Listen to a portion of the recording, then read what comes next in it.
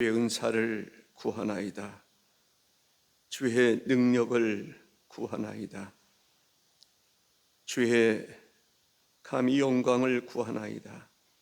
주께서 우리 가운데 임재하셔서 우리 마음의 어둠이 사라지게 하시고 주의 진리가 밝히 보여지게 하시고 주의 선하신 뜻을 따라 살아감에 부족함이 없도록 인도해 주옵소서. 복의 근원이 되시는 우리 주님 예수님의 이름으로 기도하옵나이다. 아멘. 할렐루야. 만나서 반갑습니다. 우리 그리스도인들을 말할 때 그리스도의 일꾼이다. 그러니까 그리스도인은 어떤 사람인가에 대해서를 이야기하고 있는 것입니다. 그리스도인은 명목상 그냥 그리스도인이라고 하는 이름만 가지고 있는 것이 아니라 그리스도의 일을 하는 일꾼이다. 아멘. 일꾼이 돼야지 진정한 그리스도인, 그리스도를 닮아가는 사람, 그리스도를 본받는 사람, 그리스도의 영성을 가진 사람, 그리스도와 함께하는 사람, 그 일꾼이 되어야 된다라는 것이죠. 바울은 자신을 그리스도의 일꾼이라고 소개하고 있습니다. 하나님의 비밀을 맡은 자라. 비밀을 가지고 활동하는 사람들이 누구죠? 특사. 비밀을 가지고 이 특사로 보낸다는 게 참 중요한 거예요. 그 사람들은 비밀스러운 일을 하는 사람들이에요. 우리 그리스도인들은 비밀스러운 일을 하는 특사와 같은 비밀을 가진 그러한 사람. 아멘. 그 사람으로 우리 스스로를 인식할 수 있어야 됩니다. 스스로가 나는 비밀을 맡은 사람이다. 아멘. 첫 번째로 그리스도의 일꾼은 어떤 사람이어야 합니까? 어떤 사람이어야 하는가? 일꾼은 주인의 물건을 관리하는 사람입니다. 주인의 물건을 관리하는 사람. 이 일꾼을 청직이라고도 부르기도 합니다. 우리가 그냥 종하고 일꾼하고 차이가 있습니다. 일꾼이 되어야 됩니다. 주인의 물건이지만 내 물건보다 더 소중하게 생각하는, 같은 일이지만 내 일보다 하나님의 일을 더 소중히 여기는 사람. 우선순위가 내가 아니라 주님께 있는 사람이 주님의 일꾼이지, 우선순위를 나에게 먼저 두고 주님의 일은 차선으로 택하는 사람은 주님이 원하는 일꾼은 아닙니다. 주님께서 원하는 일꾼은 주님의 일을 내 일보다 더 소중히 여기고 더 우선시하는 그 사람이 그리스도의 일꾼이다라는 것이죠. 그리스도의 일꾼은 누구의 눈치를 보려고 하지 않습니다. 일용직, 하루 품삯을 받고 일하는 사람은 주인의 것을 내 일보다 더 소중하게 생각하지 않습니다. 하루 시간 지나면 일당만 받으면 되는 것입니다. 그러나 그리스도의 일꾼은 그렇지 않다는 거예요. 그냥 일당 받아서 일하는 사람이 아니라 지금 내가 하는 일이 내게 우선은 유익되지 않는다 할지라도 그리스도의 뜻을 따라 살아가는 사람, 진정한 그리스도인이죠. 진정한 그리스도의 일꾼이 되기를 바랍니다. 그런 사람은 자부심이 있어요. 내가 하는 일에 대한 자부심이 있어요. 누가 알아주든지 알아주지 않든지, 누가 칭찬을 해주든지 안 하든지 내가 하는 일에 대한 자부심이 있어요. 특사가 그런 사람, 비밀을 맡은 사람들은요, 그 비밀이 얼마나 소중한지를 알기 때문에 누가 알아주든지 안 알아주든지 상관없어요. 그 일을 소중히 하는 사람인 것을 알 수가 있습니다. 모교전도가 생각이 났어요.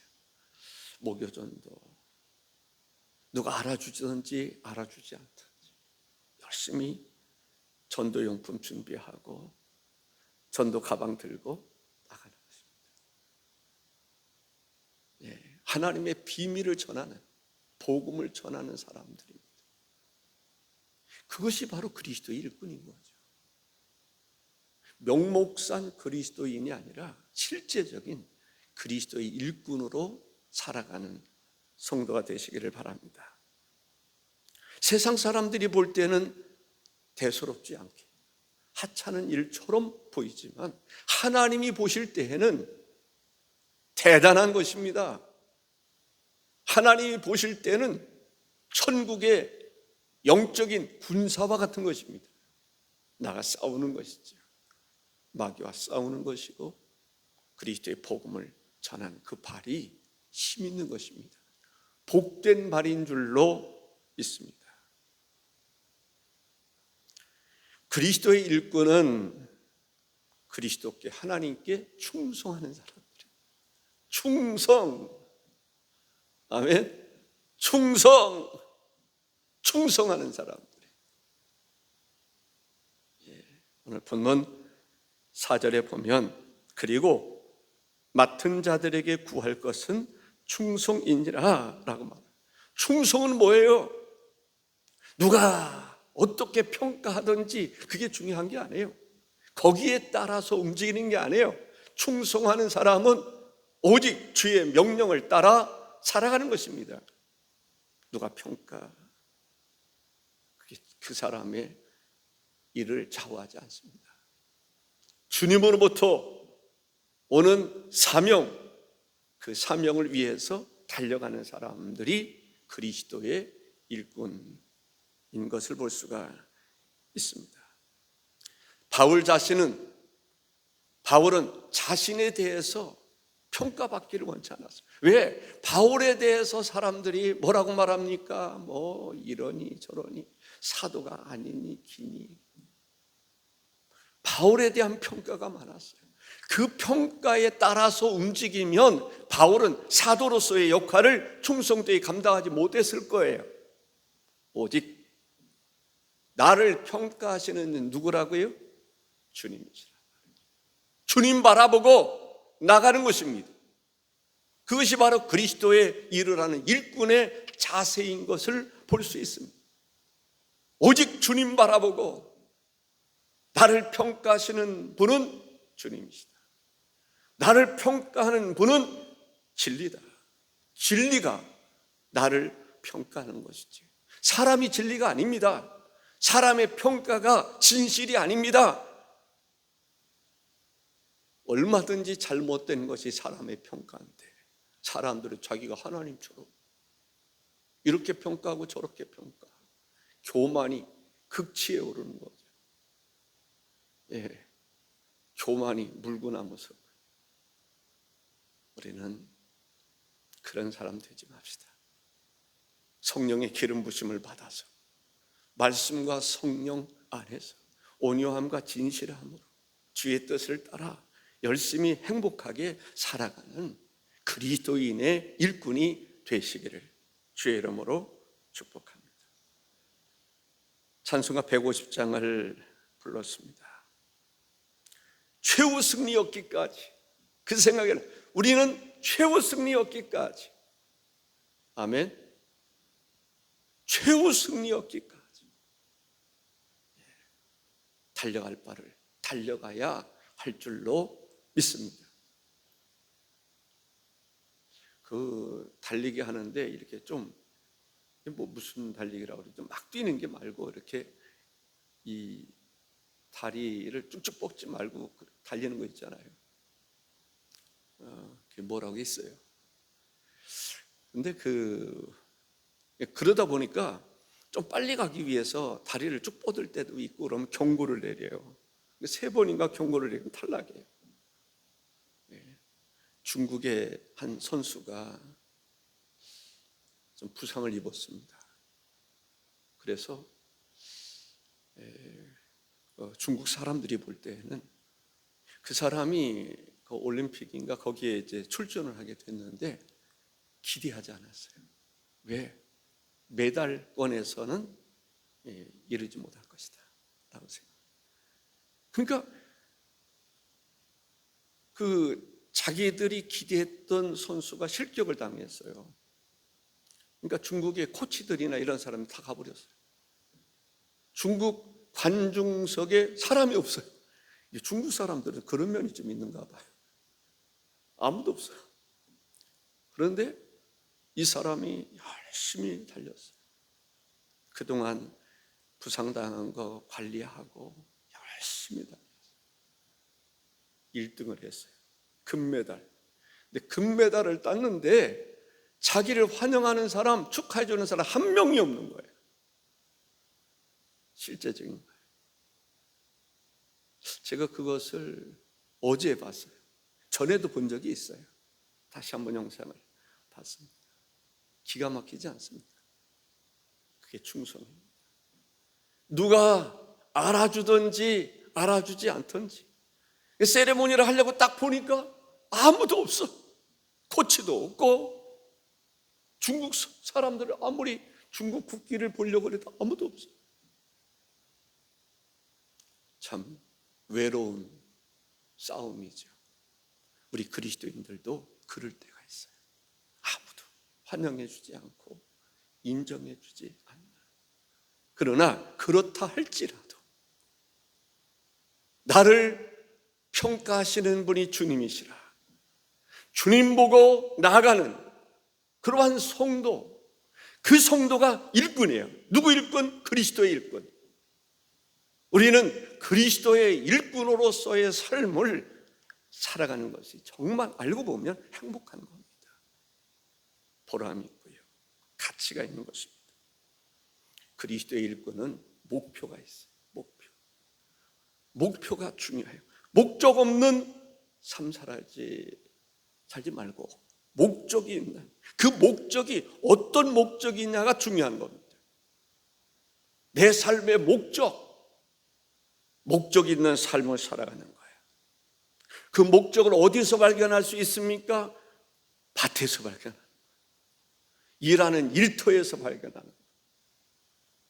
우리는 목적을 일하지 않는 사람들은요, 목적이 없어요. 사실은 탁상공론 목적이 없어요.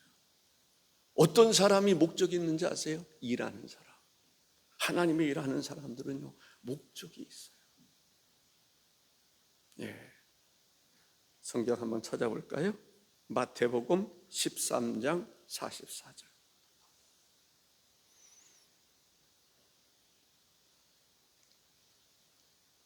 마태복음 13장 44절. 찾으셨으면 다시 읽겠습니다. 천국은 마치 밭에 감추인 보화가 같으니 사람이 이를 발견한 후 숨겨두고 기뻐하며 돌아가서 자기의 소유를 다 팔아 그 밭을 사느니라. 누가 발견합니까? 일하는 사람이 발견합니다. 물론 성경 속에서 우리 인생의 목표를 발견하는 거죠. 그런데 성경 속에서 목표를 발견한다라고 그러지만 진정한 목표는 하나님의 일 할 때 목표를 발견하게 돼요. 바울 사도도 마찬가지입니다. 하나님의 일을 하면서 하나님이 이방인들을 향해서 나가게 하시고, 우리는 하나님의 일하는 일꾼으로서 목적의식을 가지고 일할 수 있기를 바랍니다. 두 번째는 그리스도의 일꾼이란 어떤 사람을 말하는가? 그리스도의 일꾼은 원래 관리자, 경영자입니다. 재직을 말하기도 합니다. 교회에서는 오늘로 말하면 재직, 집사, 서리 집사, 권사, 안수 집사, 장로, 목사, 관리, 경영자라고 하는 의미를 가지고 있습니다. 그리스도로부터 부여받은 일을 감당하는 사람이 그리스도의 일꾼이다라는 것이죠. 그리스도의 일꾼은 그리스도의 뜻대로 살아가는 사람입니다. 그리스도의 뜻대로 살아가지 않은 사람은 그리스도의 일꾼이 아닙니다. 그리스도의 뜻대로 살아가지 않은 사람에게는 보상이 없습니다. 상급이 없습니다. 어떤 사람에게 그리스도의 뜻을 따라 살아가는 사람, 그 사람의 기도가 어떤 기도입니까? 뜻이 하늘에서 이루어진 것 같이 땅에서도 이루어지기를 바라는 그 기도를 하게 되는 것입니다. 하나님의 뜻을 구하는 사람들이 그리스도의 일꾼이다라는 것입니다. 디도서 1장 7절에 보면 감독은 하나님의 청지기로서 책망할 것이 없고 제 고집대로 하지 아니하며 급히 분내지 아니하며 술을 즐기지 아니하며 구타하지 아니하며 더러운 이득을 탐하지 아니하며 자기 고집대로 살면 안 돼. 내 뜻대로 살면 안 돼. 자기를 깨트릴 수 있어야 됩니다. 옥합이 깨지듯이 자아를 깨트리는 통쾌함, 통곡함, 애절함, 자기를 깨트리는 사람이 되어야 됩니다. 아멘. 쉽지 않은 거예요. 근데 기준을 정하면 됩니다. 저는 우리 자녀들에게는 이런 기준 정하고 싶어요. 신앙생활 할 때 주의 종에게 절대 순종해라. 어떤 경우도 거절하지 마. 주의 종들처럼 살아가는 사람이 없어. 아무리 사람들이 잘 산다 할지라도 주의 종들처럼 인생을 하나님께 건 사람들이야. 목숨을 하나님께 건 사람들이야. 하나님과 교회를 위해서 목숨을 내는 사람들이야. 그보다 더한 것이 어디 있습니까? 목숨 거는 사람, 그 사람이 목사예요. 여러분들 교회를 위해서 목숨 겁니까? 그렇지 않잖아요. 않는 부분 많잖아요. 그래서 저는 우리 자녀들이 하나님 앞에 충성하되 충성할 때, 그래서 우리 자녀들은 목회자를 거역하지 않습니다. 그렇지 않기를 바랍니다. 협력하지 못한다 할지라도 절대 브레이크 걸지 않습니다. 목사에게 있어서 참 힘이 되는 사람들은 어떤 사람들인지 아십니까? 저는 우리 교회에서 목회를 하면서 가끔 늘 얘기하는 소리예요. 처음에 심수정 원사님, 김성숙 집사님, 그 사람 때문에 내가 참 위로를 많이 받고 수준이 있는 사람들의 삶이 뭔가를 느끼며 살았습니다. 그리고 진교택 집사님께 힘을 많이 얻었어요. 그분은 뭐라고 얘기하냐면, 목사님은 목회 전문가인데 우리에게 묻긴 물었지만 목사님 소신껏 일하세요. 그때 내가 와, 역시 박사들은 틀리구나. 수준 있는 사람들은 다르구나. 다른 사람들에게 그 사람 얘기를 많이 하고 다녔어요.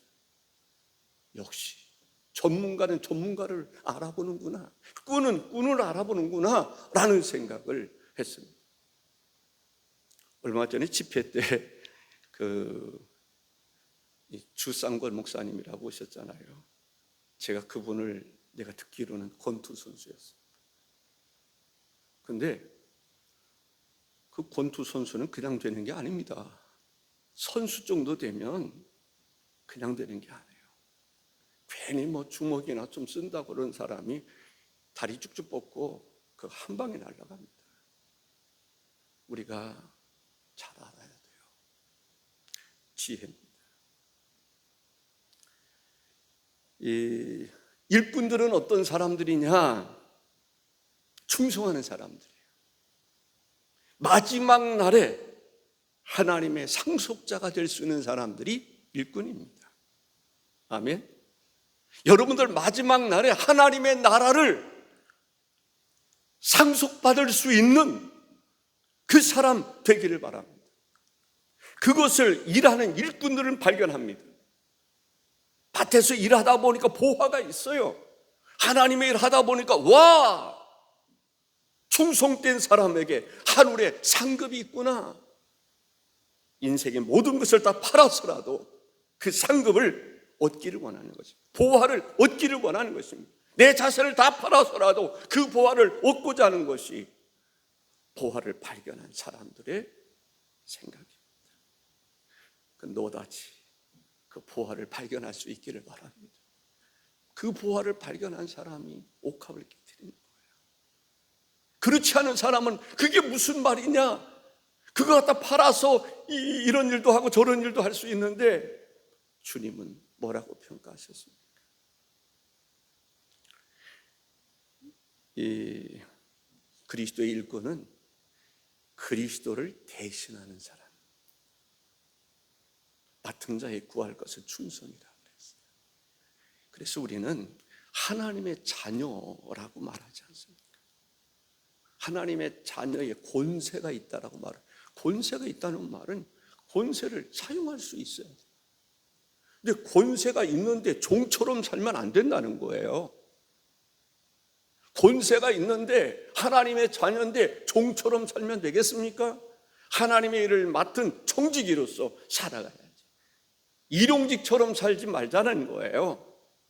하나님의 교회, 그냥 왔다 갔다 하는 그러한 일용직, 그러한 종처럼 왔다 갔다 하는 사람이 아니라 이 교회의 주인의식을 가지고 모든 것을 투자하고 헌신하고 참여할 때 교회의 진정한 일원이 되는 것입니다. 그 사람을 주님이 책임지십니다. 그 사람에게 주님께서는 그러한 사람을 위대한 지도자로 삼아주시는 것입니다. 아브라함의 축복을 누리게 하는 것입니다. 하늘의 권세도 주시고 재물도 주시고 능력도 주시고 그 자손이 복을 받게 되는 줄로 믿습니다. 그 정도의 수준이 될 수 있어야지. 일용직처럼 살면 그 자녀들에게도 돌아갈 게 없어요. 일용직처럼 살면 그냥 그날의 기쁨으로 끝나는 것입니다. 다윗은 일용직처럼 살지 않았습니다. 그렇기 때문에 하나님의 기쁨이 될 수 있었던 것이고 아름다운 성전을 그 아들 솔로몬을 통해서 지키게 하신 것이죠. 교회는 세 가지 꾼이 있다고 그래요. 구경꾼이 있고 말썽꾼이 있고 일꾼이 있다라고 말합니다. 우리는 구경꾼 물론 되지 말아야 돼요. 말썽꾼 되지 말아야 됩니다. 그리스도의 일꾼이 되어야 될 줄로 믿습니다. 아멘이십니까? 아멘입니다. 여러분들은 어떤 사람이 되어야 될 것인가? 그리스도의 일꾼. 오늘 주제를 뭐로 삼을까 하다가 그냥 성경에서 이야기하는 그리스도의 일꾼이라고 제목을 정했습니다. 책임감, 일꾼은 책임감을 가지고 있는 사람들입니다. 나에게 주어진 은사가 됐든지 재능이 됐든지 이러한 것으로 주를 위해서 헌신하는 사람이 그리스도의 일꾼입니다. 미국의 지미 카터 대통령은 이 선거에 출마해서 유세를 막 하러 다니지 않습니까? 근데 주일날이면 전국을 다니면서 다녀야 되는데 주일날이면 어느 곳에 가서 큰 교회 가서 예배드리지 않고 꼭 조지아주에 있는 자기 교회에 가서 예배를 드린다. 대통령 출마할 때, 유세하러 다닐 때 그러면서 23년 동안 가르쳐오던 주일학교 교사 일을 하는 거예요. 평소에는 한 20명 모였는데 기자들이 막 몰려들고 그러니까 한 70명이 모였다. 그리스도의 일꾼이죠. 그런 사람 있어요? 요즘에 그런 사람 보기 힘들지 않습니까? 평상시에는 신앙생활을 제대로 하지도 않다가도 또 자기 섬기는 교회가 있는데도 큰 교회 가가지고 가서 예배드리고 폼 잡고, 그 그리스도 지미 카터 대통령하고는 비교가 되지 않습니다. 우리는 청지기는 그리스도의 일꾼은 목적이 있어요. 목적의식을 분명히 가져요. 가정에 가훈이 있는 것처럼 여러분 스스로는 목적이 있어야 돼요. 여호수아가 나와 내 집은 오직 여호와만을 섬기겠다. 여러분들 하나님의 종에게 충성하세요. 나는 떠나면 돼. 그런데 진짜 진리가 뭔지를 알아야 돼요. 내가 우리 자녀들에게 그런 물려주고 싶은 게 뭐예요? 우리 자녀들은 그럴 사람 없어요. 말썽꾸러기 없어요. 이의를 제기하는 사람 없어요. 왜? 내 삶을 통해서 보여줬잖아요. 저는 그렇게 생각해요. 내 삶을 통해서 아빠가 목사로서 정말 헌신하고 충성하는 모습을 저는 만족하지는 않지만 보여줬다고 생각해요. 그것을 이때까지 다 보았는데 어떻게 주의 종을 거역할 수 있습니까? 반기들 수 있습니까? 헌신하고 충성하는 것이 우리 아빠의 모습입니다. 성진이에게도 그런 모습이 있단 말이죠. 여러분들에게도 아름다운 모습을 자녀들에게 물려줄 수 있어야 돼요. 하나님께 기뻐하시는, 하나님이 기뻐하시고 하나님이 영광을 받으시는 그리스도의 일을 하는 그리스도의 일꾼으로 충성할 수 있기를 바랍니다. 누가 어떻게 평가하든지 거기에 왔다 갔다 하지 말고, 사람들은요 목사에 대해서 평가하면 거기에 흔들리는 사람이 있어요. 목사님, 사람들이 이렇게 베세메스로 가는 소처럼 성령의 이끌림 속에서, 말씀의 이끌림 속에서 살아갈 수 있으면 하나님의 복이 여러분과 자녀들에게 임합니다. 자손들에게 임합니다. 성경의 원리를 잘 알면 길이 보여요. 그리하시기를 주의 이름으로 축복합니다. 세 번째, 그리스도의 일꾼은 교회 안에서 어떻게 살아가야 되는가? 제가 그 말씀을 드리고 싶었습니다. 교회 질서를 따라서 목회자의 협력자가 되기를 바랍니다. 히브리서 13장 17절에 너희를 인도하는 자들에게 순종하고 복종하라. 그들은 너희 영혼을 위하여 경성하기를 자신들이 청산할 자인 것 같이 하느니라. 그들로 하여금 즐거움으로 이것을 하게 하고 근심으로 하게 하지 말라. 그렇지 않으면 너희에게 유익이 없느니라. 초대교회는 사도들이 하나님 말씀을 연구하고 기도하는 일에 전념하도록 집사들이 도운 거예요. 굳은 일은 집사들이 다. 주의 종은, 사도들은 하나님 말씀을 연구하고 선포하고 기도하는 일에 전념하도록 돕는 역할을 집사들이 하는 거예요. 그랬을 때에 그들의 마음은 어떨까? 사도들은 하나님께서 그에게 어떤 말씀을 주시든지 그대로 선포하라고, 마음껏 선포하라고, 하나님께서 주시는 말씀을 그대로 가감하지 않고 선포하도록 힘을 실어주고 뒷받침해주는 사람이 집사들이었어요. 그 사명. 그래서 사도들이 그 일까지 하다가 이게 아니다 싶은 거예요. 어떻게 보면 교회 분위기가, 초대교회 분위기가 이건 아니다. 사도들은 그냥 이 사람 저 사람한테 불평 듣고 그런 일을 하게 하지 말자. 오직 말씀을 준비하고 선포하고 기도하는 데 전념하도록 우리가 다 도와주자. 빌레몬서 1장 22절에서 25절에 보면 오직 너는 나를 위하여 숙소를 마련하라. 너희 기도로 내가 너에게 나갈 수 있기를 바라노라. 너희가 사모해서 우리 바울 사도가 좀 오셨으면 좋겠다. 한번 모시고 싶다. 그 기도가 있었는데 그 기도의 응답으로 내가 너에게 갈 수 있을 텐데 숙소를 잘 예비하라 라는 거죠. 그러면서 그리스도 예수 안에서 나와 함께 갇힌 자 에바브라와 또한 나의 동역자 마가, 아리스타고, 데마, 누가가 문안하느니라. 우리 주 예수 그리스도의 은혜가 너희 심령과 함께 있을지어다. 자랑스러운 사람이 있어서 나의 동역자. 그렇습니다. 나의 동역자, 자랑스러운 사람. 저는 하나님과 그리스도 앞에서도 여러분들이 자랑스러운 사람이 물론 돼야 되겠지만 주의 종에게도 자랑스러운 사람이 될 수 있기를 바랍니다. 자랑할 만한 사람, 칭찬. 왜? 하나님의 일을 하는 데 있어서 자랑할 만한 사람 됐으면 좋겠어요. 제가 이 말씀을 준비하는데 갑자기 오늘 새벽에 신현자 집사님 생각이 났어요. 아시는 분 아시죠? 공주에 사시는, 그쪽에 사시는 분. 그분이 2층 집이 있어요. 2층이 있어요. 저에게 늘 얘기해요. 몇 차례 얘기했어요. 목사님, 2층을 제가 준비하겠습니다. 목사님이 쓰신다면 2층을 목사님이 쓰실 수 있는 그 공간으로 마련하겠습니다. 와서 말씀 준비하시고 쉬기도 하시고. 와,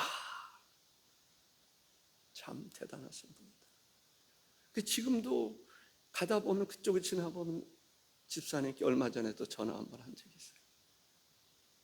예, 숙소를 마련하고 싶어. 와서 쉬게 하시고 또 거하시면서 말씀도 준비하시고. 그런데 제가 그렇게 못했어요. 예, 기억 남을 만한 자랑스러운 분이었어요. 그리스도인들은 믿음의 교제를 나누는 사람들입니다. 빌레몬서 1장 6절에 이로써 내 믿음의 교제가 우리 가운데 있는 선을 알게 하고 그리스도께 이르도록 역사하느니라.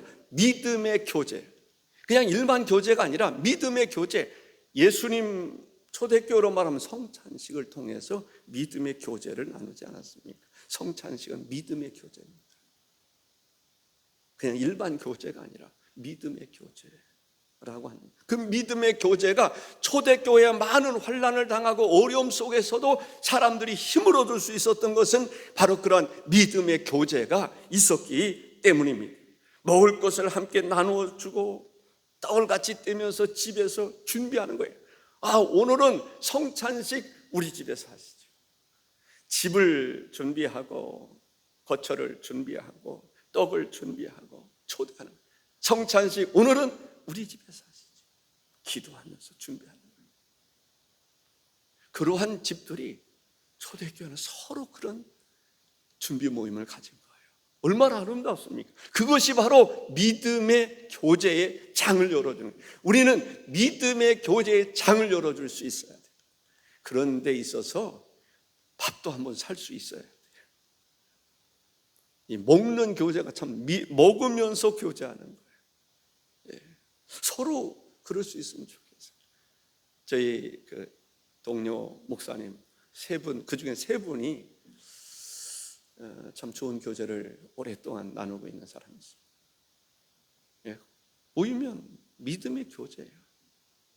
마치 제가 문자로 남긴 것이 야곱이 에서를 만났을 때 하나님의 얼굴을 뵌 것처럼 이런 표현이 있잖아요. 왜? 와,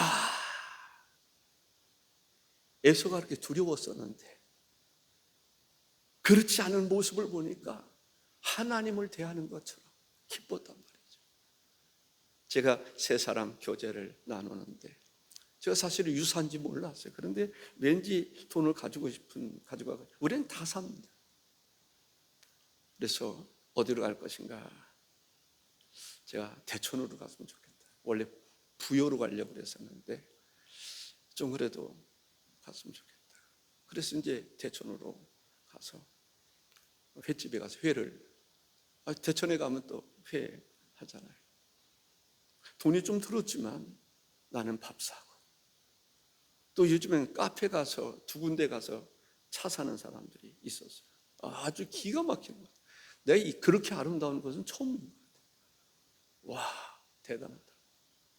그렇게 우리 교인들 데리고 가시더라고요. 와, 예. 그리고 저녁 사는 사람, 목욕비 내는 사람이 있고, 안 내는 사람 다 한턱씩 다 쏘는 거예요. 그러면서 그분들을 대하니까 내가 주님을 대하듯이 오늘 너무 행복했다. 그런 글을 남긴 적이 있습니다. 그 생각이 났어요. 야곱이 에서를 볼 때 두려움의 대상이었는데 그 얼굴을 대하니까 주님을 대하듯이 그렇게 마음이 좋았어요. 아름다운 교제, 얼마나 힘이 되는지 몰라요. 우리 교회도 여러분들도 그러한 교제가 이루어질 수 있기를 바랍니다. 빛이라고 하는 것은, 교회의 빛은 자신을 희생할 때 교회가 빛나는 것입니다. 에너지를 쓸 때 빛이 나는 거죠. 그래서 교회를 빛이다 라고 말해요. 너희는 세상의 빛이라고 말해요. 여러분들의 에너지를 주를 위해서 쓸 때 교회가 빛나고 교회의 역사가 일어날 줄로 믿습니다. 기도하겠습니다. 주 하나님, 감사합니다. 우리를 그리스도의 일꾼으로 삼아주셔서 귀한 일을 맡겨주시되 비밀스러운 일을 맡겨주셔서 특사로 일할 수 있도록 인도해 주셔서 감사합니다. 사람들은 하나님의 비밀스러운 일을 이러쿵저러쿵 말할 수 있지만 그 비밀스러운 특별한 사명을 가진 사람은 그 사명이 얼마나 귀한지를 압니다. 그 사명의 정말 빛은 예수님 재림하실 때 칭찬으로 나타난다고 말씀하셨는데, 우리가 주님 재림하시는 그날에 우리 다 같이 영광스러운 예수님의 재림 앞에 영광스러운 사람 돼서 정말 하나님 칭찬이 자자한, 그리고 수고한 대로 정말 큰 유업을 얻을 수 있는 정말 하나님의 사람들 다 되도록 축복해 주옵소서. 예수님의 이름으로 기도하옵나이다. 아멘.